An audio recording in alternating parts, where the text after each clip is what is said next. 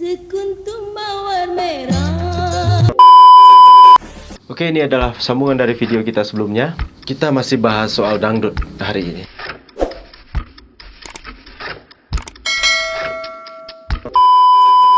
Kalau kemarin kita bahas masalah sisinya revolusi dangdut ala Rhoma Irama, hari ini saya akan bahas kontroversi dari musik dangdut yang akhirnya mengangkat dangdut itu sendiri. Sebelum kita lanjut, baiknya kawan-kawan subscribe channel ini, kemudian like dan share jika video ini Anda pikir bermanfaat untuk bagi kita semua.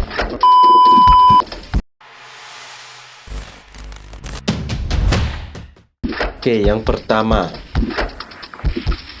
liriknya sedih, tetapi orang tetap joget. Asik.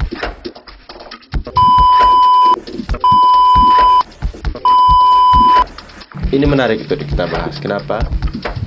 Lirik dangdut biasanya cenderung lebih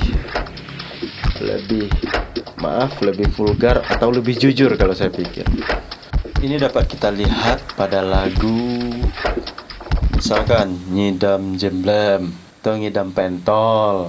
Nah, itu kan liriknya bahasa Jawa tuh, karena ini adalah salah satu genre musik dangdut pantura atau koplo, atau Pecekin Aku Bang, atau Cinta Satu Malam, 1 jam saja, dan sebagainya.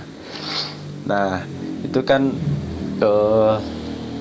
menariknya liriknya itu pada lagu-lagu tersebut biasanya lebih jujur atau lebih vulgar, tidak terlalu bertele-tele, dan itu yang membuat dia mudah diterima oleh masyarakat. Nah, seperti itu.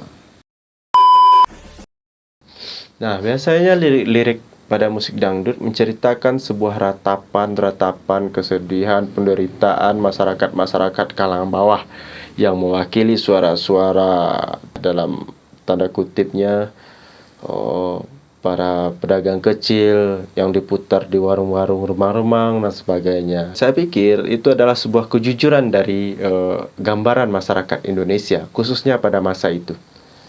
Nah, lirik tersebut akan lebih mudah dicerna oleh semua kalangan masyarakat karena mereka anggap itu adalah mewakili perasaan dari mereka sendiri.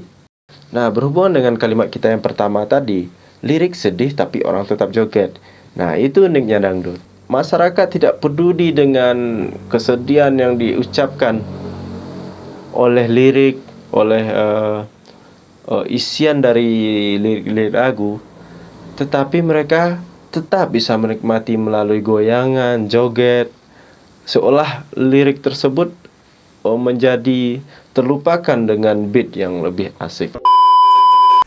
Nah, next, panggung dakwah, penonton bergairah. Cia. Nah, ini menarik. Apa? Ya, ini hanya pengistilahan saya saja. Jika kita amati dari sosok Soneta sebagai ikon dangdut Indonesia dari dulu sampai sekarang, Soneta mengambil simbol musik dan dakwah. Artinya mereka menyuarakan kekuatan spiritual, khususnya Islam, dalam setiap lirik-lirik lagu mereka. Tapi bagaimanapun teriakan dari musik, suara dari apa yang disuarakan oleh musik, penonton kebanyakan dulunya dan sebagian besar menikmati dengan hal yang berlawanan. Misalnya nih, lagu Mira Santika yang selalu menyuarakan jangan minum miras dulu, aku suka padamu, dulu aku memang suka. Nah, minuman keras, miras. Nah, orang menikmati lagu Mira Santika yang nyata-nyatanya menyuarakan jangan minum minuman keras. Mereka menikmati itu sambil mabuk malahan. Sambil menenggak minuman keras, baru mereka joget menikmati lagu seperti itu. Itu salah satu hal yang menarik dari dangdut itu sendiri. Dulu aku suka padamu, dulu aku memang suka. Oke, terakhir. Ini yang paling penting. Nah, orang Indonesia kebanyakan itu munafik loh kalau bilang nggak suka musik dangdut. Oke. Mau dia rocker, mau dia metal, jiwa metal sekalipun, mau dia pop tulen sekalipun, pada pestanya saya yakin dangdut selalu hadir. Nah, di mana-mana saya lihat pesta di Indonesia pasti lagu dangdut selalu hadir. Ketika dia bilang nggak suka, saya yakin minimal satu jarinya pasti joget. Maka tak heran dangdut adalah salah satu genre musik asli kita, asli musik Indonesia, yang tidak akan bisa lepas dari jiwa kita sebagai seorang warga negara Indonesia.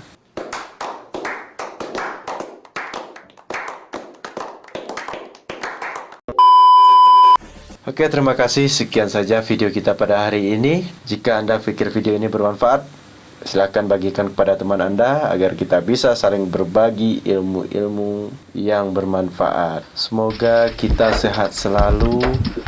Dalam rangka musibah yang menerpa dunia hari ini, kita sama-sama berdoa agar ini segera hilang, cepat berakhir, dan kita selalu diberi kesehatan oleh Yang Maha Kuasa. Terima kasih banyak. Assalamualaikum warahmatullahi wabarakatuh.